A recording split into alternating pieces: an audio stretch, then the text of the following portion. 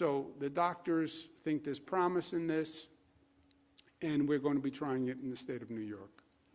I want to set the record straight on nursing homes for a number of reasons, primarily for the families of nursing home people. We created a void by not producing enough public information fast enough. People wanted information. We did not produce public information fast enough. That creates a void. What happens in a void, especially today in this environment, in this toxic political environment? Something fills the void. And conspiracy theories and politics and rumors fill the void. And you can't allow inaccurate information to go unanswered. Twitter, bogus reports become a reality at one point. Social media, 24-hour news stations, if you don't correct it, it gets repeated, and it gets repeated, and it gets repeated, and then people think it's true. It's a very difficult environment to operate in. We created the void by not producing enough public information quickly enough. I get that. But then it was exploited with misinformation, people playing politics, Republicans playing politics, personal attacks, personal agendas. And now this continues, and people get confused. And people who lost family members in nursing homes start to say, I wonder if this is true. I wonder if my father died because somebody made a mistake. I wonder if my father had to die. Those false statements must be countered. They must be, or else people get confused. No one has a right to spread lies or misinformation that causes pain to families. I understand politics is a nasty business in this environment. I understand people lie. I get it. I get it. I live it every day. But this is different. This was causing pain to families who lost a loved one. That's what they did. And they did it because I hear it from the families.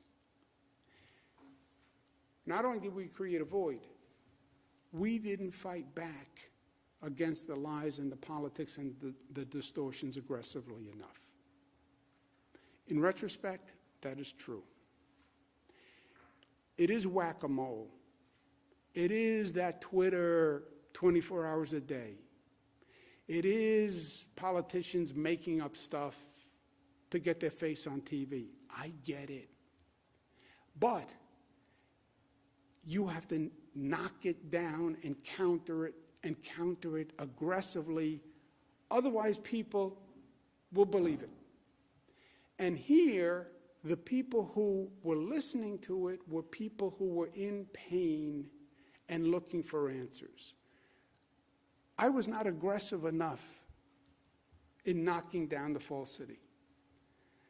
We were busy, we were doing our job, we're trying to save lives, no excuses. I was not aggressive enough in knocking down the falsities. I heard them, I saw them, I dismissed it as politics, I dismissed it as personal agendas, I dismissed it as partisan politics, which is at a fever pitch nowadays. But I should have been more aggressive in calling it out, because it wasn't hurting me. It hurt the families who had questions about loved ones. And that was a mistake, and I make no excuses for that mistake. It is an affront to truth to treat falsehood with compliance. It is an affront to truth to treat falsehood with compliance. Compliance spelled the way Thomas Paine spelled it. Who am I to criticize his spelling, different spelling?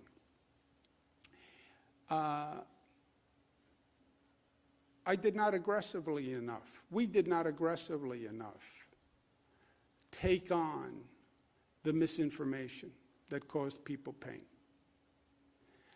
And it caused pain for grieving families. And that's what I regret. I'm not going to make that mistake again. If you're lying to the people of the state of New York, I'm going to call it out. If you are lying in a report, I'm going to call it out. If you're lying in a newspaper because you have your own partisan agenda, I'm going to call it out. I said to the people of the state of New York when I was first elected, I'm here to fight for you.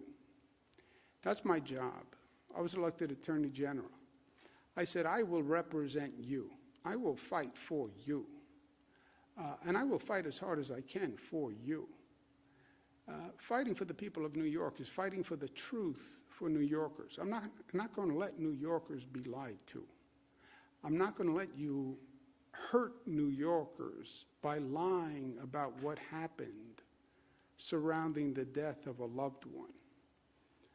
I see that as my job, and I'm going to do it aggressively, because you have no right to lie, and you have no right to hurt people. I don't care if it's your politics. You can't lie and cause pain to people who are innocent bystanders to all of this. So I'm going to take on the lies and the unscrupulous actors, especially when they cause pain and damage to New Yorkers. I should have done it before, and I should have done it more aggressively. There are facts. There are facts. And I've gone all through this terrible situation with the facts. And there are facts that I want nursing home families to know specifically, because I think the facts will help resolve questions about how a loved one died. Remember what happened here. Loved one died in a hospital, in a nursing home. You didn't even get a chance to see them. You didn't get a chance to talk to them. Being in a nurse, having a person in a nursing home is a terrible situation to begin with, that they need a level of care that you can't provide. And then you can't visit, you can't talk, and then you know that there's COVID in nursing homes, and they're vulnerable, and there's nothing you can do, the powerlessness that you have. And then they died. And you don't even have closure. There was no goodbye. There's no funeral. There's no hug. There's no kiss. I mean, it was a horrendous situation. It is a horrendous situation. You want to talk about the spring? 116 people died yesterday. 100 people will die today. This is a horrendous situation. But I want you to have the facts, because I don't want you to have more pain from this noise. All the information that the state put out about all the deaths, hospital deaths and nursing home deaths, from day one. This is how many people died in hospitals. This is how many people died in nursing homes. Total deaths, the same number. Well, how many people died in a nursing home but were first in a hospital? How many people died in the hospital but who were first in a nursing home? How many people do you presume died after they left the hospital? How many people do you presume died after a nursing home? I understand many questions, but this information of total deaths was provided always. We get a request from the Department of Justice in August, with other Democratic governors only, by the way. Nursing home deaths happen nationwide, Democratic states, Republican states. We get a request letter from the Department of Justice, same day, just Democratic governors. Okay, I guess that was coincidental. I guess that wasn't political by the Trump Justice Department. We provided the Department of Justice with truthful information in our response. It is a lie to say any numbers were inaccurate. That is a lie. Total deaths were always reported to nursing homes and hospitals. New York State legislators requested information. Yes, they did. We said we would pause the state legislature's request because we gave DOJ precedence. True. We paused the state request, and we told them that we paused the state request. They were told, and they knew, and we gave DOJ precedence. Yes, because that's how it works. Federal DOJ gets precedence. Well, some were offended that they weren't given precedence. I understand they are offended. DOJ takes precedence. I'm the former Attorney General, a former Assistant District Attorney, former Cabinet Secretary. The federal DOJ takes precedence over a state legislator. That's true. They find it offensive. I'm sorry, but that is true. I've spoken to the legislative leaders, and we agree that we're in the midst of dealing with a real pandemic. We have a lot going on, and we have to put the politics aside and move forward and have a more constructive dialogue. But I said to them, I'm not going to allow people to lie to the people of New York without answering them, because I'm not going to allow the grief to be aggravated. I'm not going to do that. I have a very thick skin. I don't know if you can see it. I don't really care what people say about me. I get politics. I agreed to this nasty business because I believe I can do good things. But I'm not going to let you do nasty and cruel things to New Yorkers. That goes against my oath, and that goes against who I am. I'm not going to let you lie to them. It's cruel to lie to a person who's looking for closure on the death of a loved one. And not only was it cruel to the grieving families, it's cruel to the public health professionals who dedicated their lives to public health service. I have public health officials here who could be making millions of dollars in the private sector. Millions. These are some of the best professionals you can find in this country. They are working 7 days a week, 24 hours a day. They don't deserve political attacks and unfounded, unscrupulous attacks. It was untrue, it was unfair. And also, you suggest to the people of the state of New York that they're not getting the best guidance? That's a lie. And you do it with no information, and you do it with no credential, and you do it with partisan politics. New York follows the science and the data. New York has the best health minds in the country who are doing this. And they talk and advise with the best health minds. Dr. Zucker, of course, his credentials are impeccable. But when you hear the facts from him, you hear the reasoning from him, you understand why these decisions were made. And you understand the decisions were right. The hospitals were being overwhelmed. People needed acute care in those hospitals. They needed the ventilators, Lord knows. They needed the nurses. They needed the intensive care. And the people who were coming from the nursing homes were only going to nursing homes who said by law they could handle them. And 98% of those nursing homes had COVID already. What's most informative, I think. The rate of death in nursing homes before the March 25th memo, which was then superseded in May 2nd, the duration of the memo, the rate of death in nursing homes was the same before as it is after. And if anyone had the perfect answer to nursing home deaths, and if anyone tells you they do, they're lying, because people are going to die in nursing homes today. So if you have the perfect answer, then why will people die in nursing homes in this state and every other state in this country? And it really is cruel to say to people who lost a loved one, maybe they didn't have to die. It's cruel.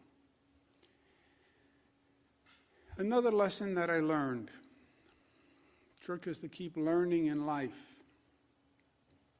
People died in hospitals and nursing homes. We must learn the lesson and be better prepared for the next pandemic, because, my friends, there will be another pandemic. There was SARS, there was MERS, there was Ebola. We ignored it, we didn't learn from it, and then COVID happened and the house collapsed. MERS and SARS were also coronaviruses. COVID is the third coronavirus. But we didn't learn after MERS and SARS. We have to learn after this one, and we have to make the changes. You have hospitals that are weaker performing hospitals. We know that because we just put the hospital system through a stress test. And you saw which hospitals stood up and which hospitals faltered. That is a fact. Try to shore up the weaker hospitals. But in truth, when you look at the list, we've been trying to shore them up for a long, long time. More, create a redundant system so you have a strong hospital system backing up the weak hospital system. So when that weak hospital collapses on the surge, you have a backup, strong hospital system. Second, we have to reform the nursing homes. They were only supposed to take patients if they could. If they could. And that was by law. It's not a moral obligation. It's by law, if they were prepared to handle them. Nursing homes need more and quicker staff and resident testing. As Dr. Zucker said today, which he said to me many times before, and therefore I said to you many times before, COVID came in to the nursing homes from the staff. They got it at home, they got it in the grocery store, they went to work, and they brought in COVID. COVID came in from the staff because we didn't even know there was anything such as asymptomatic. All the federal experts told us the opposite. And we didn't have any testing. So there was no way to test them. We have to fix that. Staff has to have more protection. They have to have more protective material. We have to have surge staff available, because you can't ask a person in a nursing home to work 7 days a week, 14 hours a day under this stress. A nursing home has to have surge staff availability. They have to have a PPE stockpile, because if you try to buy PPE once a pandemic hits, it's too late. We sent planes to China to buy masks. Have the stockpile now. More isolation rooms, so when a person has a disease that might be contagious, you don't know what it is, you have the ability to isolate. More staff training, more family notification so families can get through to their loved ones, and more regulation on the use of funding. Taxpayers spend a fortune on these nursing homes, and the funding should be going to the facility and the patient care. These are not designed to be businesses and money-making machines, right? This is dealing with the public. We should regulate of the funding that we give these nursing homes, how much goes to funding for staff, salary caps for management, which I proposed years ago, and they wouldn't pass, because that's just another way of taking money out of the nursing home, and have a limited profit margin. You can't say to a nursing home, either you can buy new beds or you make more money. Either you can hire more staff and help people or you make more money. Either you buy a new TV for facility for the patients or you make more money. If they're in the for-profit business, they're going to choose make more money. No. Here's how much money you can make. Everything else has to go into patient care. I'm going to propose that nursing home reform agenda today in my amendments to the New York State budget. I will not sign the budget without this nursing home reform plan, period. And I mean that as New York tough, smart, united, disciplined, loving. I want to say to Dr. Zucker and all the health staff, thank you for a great job. I'm sorry you have to do it in a lousy political environment, but that's where we are. I'm sorry that you had to deal with COVID. I'm sorry that you had to deal with the pandemic. I'm sorry that you had to miss your family working 7 days a week. And I'm sorry that you have to be abused in the partisan politics of the day. We should have provided more public information sooner. Yes, no excuse. We should have been more aggressive in fighting the misinformation. Most people would not say that one of my errors is lack of aggressiveness. But in truth, I was not aggressive enough in fighting back against these crazy political theories and these crazy political opponents. I have developed an immunity to them, right? You have to remember I went through this with Donald Trump. It started with Donald Trump, started this whole nursing home thing. And it was the Democratic governors in the Democratic states. I've become immune. The local politicians, who's running for this, who's trying to get their face on TV. I'm immune to that. But that's not who paid the price here. It was the nursing home families who were confused. And that's Thomas Paine. Complacence. I was complacent because I thought the attacks were just against me. I was wrong to be complacent. The attacks were against Dr. Zucker and the healthcare team and the administration.